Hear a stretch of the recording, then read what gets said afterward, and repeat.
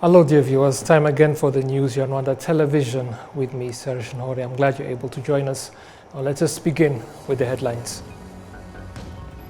President Paul Kagame and First Lady Jeanette Kagame have joined hundreds of leaders from across the country for a Thanksgiving prayer breakfast organized by the Rwanda Leaders Fellowship. Rwandans are preparing for elections by voting committees for seats in the country's Senate. That's on Monday and Tuesday. And on the international scene, Prime Minister Benjamin Netanyahu has vowed that his country will exact what he has called a heavy price following a missile strike in central Israel.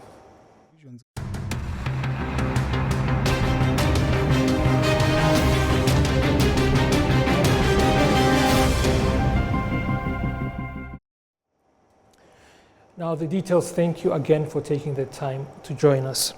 President Paul Kagame has emphasized that Rwanda's history and its achievements serve as a powerful reminder of humanity's capacity for both harm and good. He noted that while human beings are capable of committing actions that are deeply destructive and inappropriate, they are equally capable of remarkable achievements that can serve as an inspiration for the world. This was reiterated in his address at the Thanksgiving prayer breakfast that was held on Sunday at the Kigali Convention Center. Adam Squizera with the details.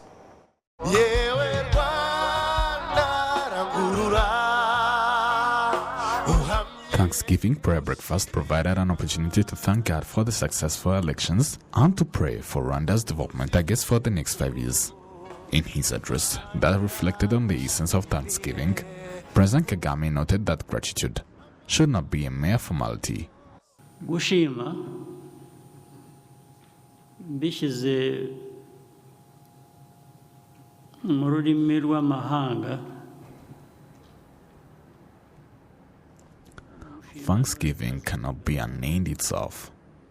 You cannot make it a culture, a ritual, just to be thankful. You must have something to be grateful for, and it's better if it's something that you are involved in. If you are being thankful for things you did that you put efforts into, and you have gotten results that you can be grateful for, then that's right. Wari ugushima gusa ngo ikikugwiriye utaruzi naho kivuye cyangwa utakoreye urashimye. President Paul Kagame emphasized that Rwanda's history and its achievements serves as a powerful reminder of humanity's capacity for both harm and good. Turi urugero rw'ibintu bibiri biranga umuntu: humanity, human beings. Rwanda's uniqueness lies in its dual historical narrative. On one hand, it represents the tragedy of the past, while on the other, it exemplifies remarkable resilience and transformation. This duality defines Rwanda's identity of human failure and the heights of recovery and achievement. The nation stands as a living example of how people can rise above darkness to build something extraordinary. The lessons learned from Rwanda's painful past now serve as a driving force for positive progress, ensuring that country's future will be characterized by its ability to do great things rather than reliving in its history. Ibyo umuntu ashoboye gukora bizima akaba ari byo bihoraho kurusha gusubira mu mateka yawe. Moses Ndahiro, the chairman of Rwanda Leaders Fellowship, emphasized that Rwanda has made significant strides in good governance, with a focus on placing the citizen at the forefront of development efforts. He highlighted that this approach aligns with God's will. Dufite umugisha kugira ubuyobozi bwiyemeje guhesha abanyarwanda agaciro Imana yaturemanye. Rwandans express deep gratitude to God for the leadership that restored their integrity, ensuring their rights and security while placing citizens at the forefront of development. The progress and involvement of Rwandans in shaping their own future is seen as a blessing, with an uncountable leadership fostering growth in all sectors. Itegamiye kuri leta kugira ngo igihugu cyacu kigere ku iterambere twifuza. Haba gushima Imana. Evangelist Variho Lambert, referencing scriptures like Psalm 100 and the first Paul's letter to the Thessalonians, emphasized the power of gratitude in personal growth and well-being. According to him, a heart of thankfulness helps to prevent restlessness, anxiety, and ultimately leading to increased productivity. The last Thanksgiving prayer breakfast took place in 2017 after the elections of that year. Unlike the other one this time around, was organized to give gratitude for all God has done. The event is organized by the organization of Rwanda Leaders Fellowship that seeks to promote godly values. Adam Squizera, RwandaTV News. Now, staying with the prayer breakfast function, President Paul Kagame has again commented on the issue of the churches and other places of worship that were recently closed due to failing to meet the requirements that allow them to operate, stressing that the government will not tolerate individuals that seek to take advantage of the general public using religious beliefs as a cover. The head of state noted that Rwanda's recovery from the terrible past the country endured was the result of faith, good policies, and cultural values, which is why people's beliefs must be protected from those who may try to use them for personal gain at the expense of others, something he said he is determined to see through. Religious leaders present agreed that faith is not something that should be allowed to be used as a tool to hinder the development of Rwandans, and vowed to play their part in fighting practices that tarnish religions by teaching their followers the truth about what it means to be a productive believer and not one that is easily misled. Now, on to other matters. Senior political analysts have commented that the next group of senators should, among other things, put more effort in supervising the application of fundamental principles, especially those relating to unifying all of Rwandans and fighting against genocidal ideologies. We have the details with William Evans Mutabazi. The Parliament of Rwanda is bicameral. This means it consists of two chambers, the Senate and the Chamber of Deputies. The Senate, in particular, approves the appointment of state officials referred to in Article 88 of the Constitution and supervises the application of the fundamental principles referred to in Articles 10 and the provisions of Article 56 and 57 of the Constitution. Beginning Monday, 12 senators will be elected by the specific councils in accordance with administrative entities. 8 senators will be appointed by the President of the Republic. 4 senators will be designated by the Forum of Political Organizations. 1 senator elected among lecturers and researchers of public universities and higher learning institutions. Yet another one will be elected among lecturers and researchers of private universities and higher learning institutions. This means that the Rwandan Senate is made of 26 members. Those, upon announcement, will serve a 5-year term, renewable once to 10 years, compared to 8 years, which was the maximum in the past. Mzee Tito Rutaremara, who is a senior political analyst and expert, points out areas the coming senators might keenly look into.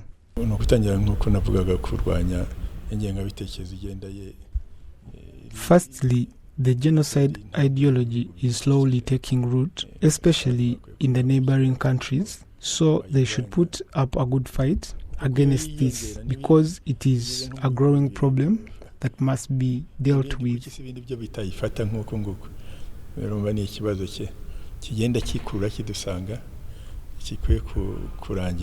Mzee Tito also says that in addition to establishing measures and working with other countries to pursue genocide suspects, senators should also put more effort into building the unity of Rwandans. It is important to look for other measures to boost our unity as a people. Campaigns like Ndumunyarwanda were good and helped us achieve a lot, but now they should look into the question, what else can we do to foster our unity further? The Senate should be the first to cultivate this idea as a body overseeing implementation of the fundamental principles. Rwandan political analysts say that the Senate has played an important role in supporting the Chamber of Deputies, passing regulation, scrutinizing and overseeing executive action. Councillor Bayingana Janvier, a lawyer and a law lecturer at the university, thinks that the outgoing senators have done a lot and the incoming should build on the already laid foundation to even do greater things. After all the 21 senators start their duties, their common goal becomes helping Rwandans in the implementation of the fundamental principles earlier mentioned and to safeguard them Another thing is to protect the country from experiencing what it experienced 30 years back, but also to position it for the future it aspires for and deserves. The main functions and powers of the Senate are representing the population, passing legislation, scrutinizing and overseeing executive action, approving the appointment of state officials referred to in Article 88 of the Constitution, supervising the application of the fundamental principles referred to in Articles 10 and the provisions of Articles 56 and 57 of the Constitution. William Evans, Mutabazi, RTV News. Now let's move on to road safety matters and the joy expressed by many people about the recent introduction of driving licenses for automatic vehicles could be short-lived because driving schools are now charging an amount that manual candidates usually pay over a period of a month. That is just 10 to 15 days for the automatic ones. William Evans Mutabazi continues. In order to be a legally accepted driver in many parts of the world, one must possess a valid driving permit. For many countries, this falls directly under the police docket, especially in the traffic police department. In Rwanda, this process usually involves taking traffic rules and regulation classes, registration for driving test, passing the written test and practical test, and finally, application for permanent permit and doing practical exams too. This process, at all stages, involves payments totaling to between 300 and 350 Rwandan francs, depending on where you train from. I went to a driving school. I studied for a month. Then I went for the exam. I paid 150 and I practiced daily, like every single day. Yeah, like a month, an hour every day. Whereas some find this amount fair, there are those who say that this is a very expensive process, especially to the youth, who are likely the highest number trying to get driving permits.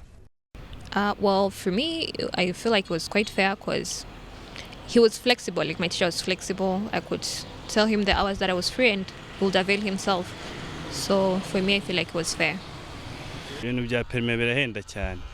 This process is very expensive. When registering at Irembo, you spend 10,000 Rwandan francs, then driving schools charge you 150 Rwandan francs, and more depending on the level you are at. Then you have to pay an additional 50,000 Rwandan francs before sitting for the exam to hire the car that you will use.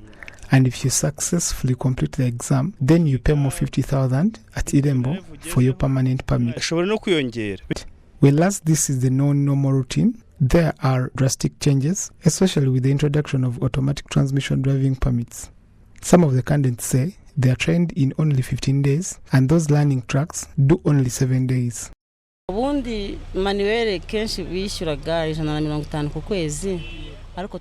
Usually the fee was at 150 Rwandan franc for manual cars for 30 days. I began with a manual car but changed to automatic at the same fee but for less days. Learning automatic cars happens for 10 days and at 150 Rwandan franc. This is because automatic transmissions have a lot more to be taught compared to manual cars. These mentioned prices do not apply to all categories. Categories other than B also have their specific amounts, as revealed by Kurutabare Prince. At 210,000 Rwandan francs, you can train for category C. For category A, you pay 300,000 Rwandan francs, yet for D1, it is only 250 Rwandan francs. In simple math, if someone is to learn how to drive an automatic car, they will need to spend 15,000 Rwandan francs per day for 10 days or even more, depending on whether by the end of the 10 days, the person has learned enough to make them pass the practical test. For truck drivers, depending on the category, it will cost you 30,000 Rwandan francs per day and more. William Evans, Mutabazi, RTV News. Female leaders in Gasabo district have proudly reflected on their achievements during the 2023-2024 fiscal year and expressed their commitment to continue driving development during this current fiscal year of 2024-2025. Adam Squeezera with more. During a meeting of women representing others in the district administration, Donna Kamashazi, the coordinator of the National Council of Women in Gasabo district, reiterated the progress made by women in leadership roles.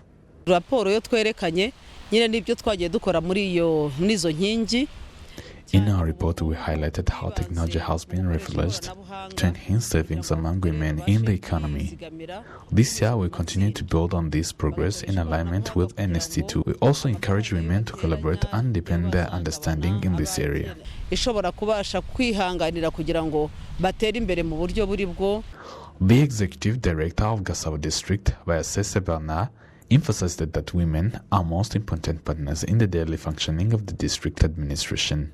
He highlighted the crucial role in driving the district's development and acknowledged their contributions to ensuring effective governance and progress at the local level. Ntabwo twavuga yuko bitandukanye ahubwo turuzuzanya kubera ko hari We can't say that it's different. In fact, we need to work together because there is a National Council of Women, which is a key partner in our development efforts. Our main message is to urge them to collaborate with local administration in the fight against malnutrition and child stunting.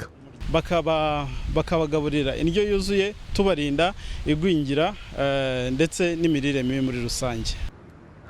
The General Assembly of the National Women's Council at the district level convenes annually, where members reflect on the promises and achievements of the previous year and formulate plans for the upcoming year. Thank you, Adams, for that report. Now, Dr. Birungi Karutaro, the CEO of Kilimo Trust, recently highlighted the urgent need for innovative solutions to address climate change in Africa and solutions to the problem that is food insecurity on the continent. She stressed the vital role of youth engagement in creating and implementing sustainable agricultural practices, as discussed in this exclusive interview with Adams Kwizera. I think that issue of food security is a pertinent issue. The Africa Food Systems report showed that 20% of Africa's population goes hungry per year. And this is a major challenge. And the discussions also harped on how best we can solve this. One is through sustainable production of food, and adopting regenerative practices is one of the food systems approach, but also being able to generate the data and evidence to share that with stakeholders, whether it's the public sector or private sector. But also one of the major issues to address the issue of food security is also a multi-sector, multidisciplinary approach to addressing the issue, working with the ministries of agriculture, trade, the polytechnics, the education systems, and all those to ensure that all stakeholders are looking in the right direction to address this problem. The youth are a very integral part, and I like that point that you've raised, given that 70% of Africa's population is below the age of 30. And for the youth, our role as civil society, private sector, and government is to ensure that we provide the youth with knowledge on where they can plug themselves. Africa's food systems transformation is driven by innovations, and the youth are an integral part of driving innovations and technology to drive that transformation. So we see the youth in providing them with the information where they can plug themselves within these value chains, what they can do, how they could do it. And once the youth understand where they can fit in, they usually are able to do it. So I think our role is very much centered about being able to help them identify what role they can play beyond just the production, but upstream on the value chains within the different ecosystems.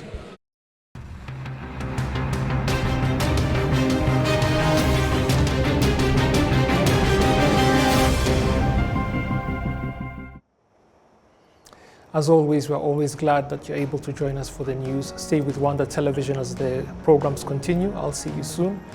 Goodbye.